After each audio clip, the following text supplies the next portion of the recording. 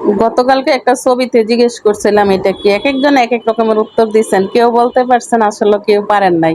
তো আসলে এটা কি আমি সেটাই দেখাবো এবং কিভাবে রান্না করছি সেটাও দেখাবো।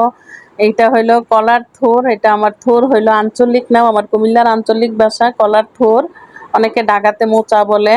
তো যে যেই নামে ডাকুক, এটাকে আমি এখন বেছে নিতেছি। ভিতরে একটা শলার মতো থাকে, শলাটাকে বেছে ফেলে দিতে হয়, নতুবা ওইটা শক্ত, এটা খাওয়া যায় না। এটাকে আমি ভালো করে এখন বেছে তারপরে সিদ্ধ করে নেব, সিদ্ধ করে তারপরে এটাকে আমি ব্লেন্ড করে নেব। পাটায় বাটলে বেশি ভালো হয়, আমার মা চাচিরা পাটায় বেটে রান্না করতো, এটা অনেক মজার একটা খাবার। কিন্তু এখন তো আর আমরা পাটায় বাটি না, আমরা এখন ব্লেন্ড করে নেব সিদ্ধ করার পরে, তাহলে একদম মিহি হবে।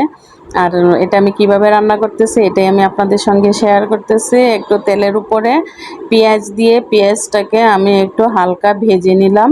তারপরে আমি এখানে কিছু চিংড়ি মাছ দিয়ে দিলাম, এগুলা দেশি চিংড়ি মাছ দিয়ে রান্না করলে খুব মজা হয়, তাই আমি দেশি চিংড়ি মাছ দিলাম। একটু লবণ হলুদের গুঁড়া দিয়ে চিংড়ি মাছ আর পেঁয়াজ একসঙ্গে একটু ভালো করে ভেজে নেব। মাছটা যদি একটু ভাজা ভাজা হয় তাহলে টেস্টটা ভালো আসে। তো আলাদা করে মাছটা না ভেজে আমি এখানে পেঁয়াজটার সঙ্গেই ভেজে নিতেছি মাছটাকে। আসসালামু আলাইকুম, কেমন আছেন সবাই? আর আমার এই রান্নাটা যারা দেখতেছেন, যদি আপনাদের কাছে ভালো লাগে আমার এই ভিডিওটাকে একটু শেয়ার করে দিবেন।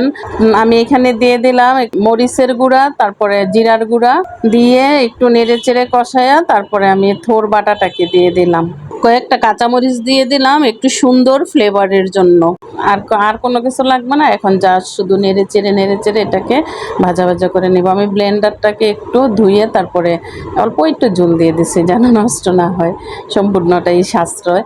তো যাই হোক, এভাবে এটাকে একটু এখন ভাজা ভাজা করলেই হয়ে যাবে একদম। এই যে দেখেন প্রায় হয়েই গেছে আমার থোর রান্না করা চিংড়ি মাছ দিয়ে।